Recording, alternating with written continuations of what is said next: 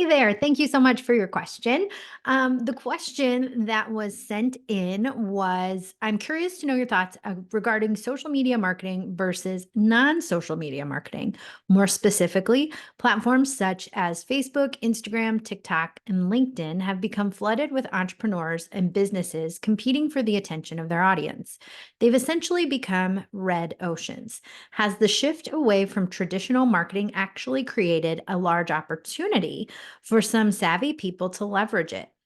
Blue oceans to capture attention? I love this question. And I love that the submission was also included the reference of the red to blue oceans, which came from, oh, never mind. I'm not even going to try to pronounce this, but I'll link it in the show notes. It's called the Blue Ocean Strategy, but I cannot pronounce the names of the people.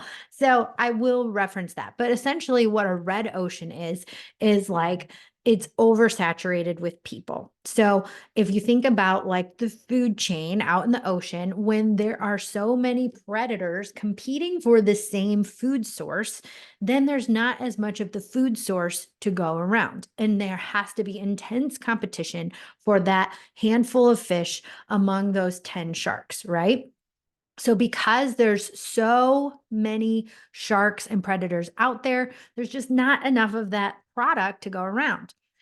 In opposition to that, the blue ocean means, like, for example, if there's one shark and there's like a whole tuna fish school, then that shark doesn't have to work as hard. That shark doesn't have to spend all that energy out there like hunting. And that shark can just kind of like chill and be like, hey, I'm going to spend 23 of these hours swimming and 1 hour eating.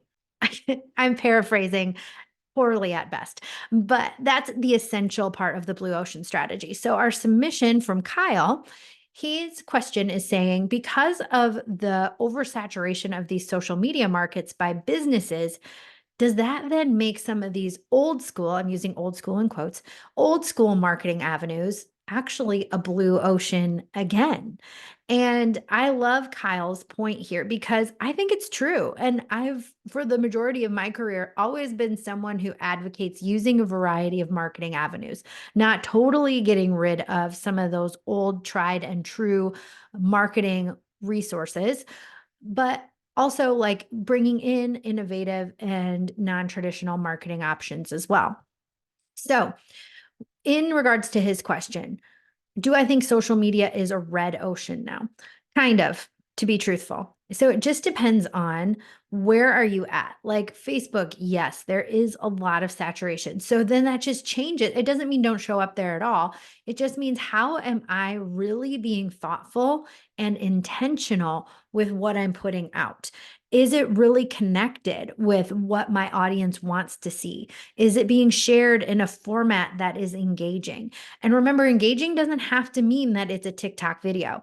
Engaging just means it's something that's going to capture the attention of your ideal audience in a way that keeps them hooked, keeps them intrigued. An engaging post can be a TikTok with a really great hook. It can be a TikTok with a dance at the beginning. It can also be a carousel post on Instagram that has a really key point that is significant to my ideal audience. So I would say that yes, social media platforms are a bit of a red ocean right now. But if you are in touch with your audience and you know exactly what your audience needs, you know what that customer journey looks like, you know their pain points, their struggles, their challenges, and you know that you are the best choice to guide them to do something better, if you can create content that captures that, then the red ocean doesn't matter because you have that audience. And you don't need a million people to follow you to have a successful business. You just need what you need to hit your targets.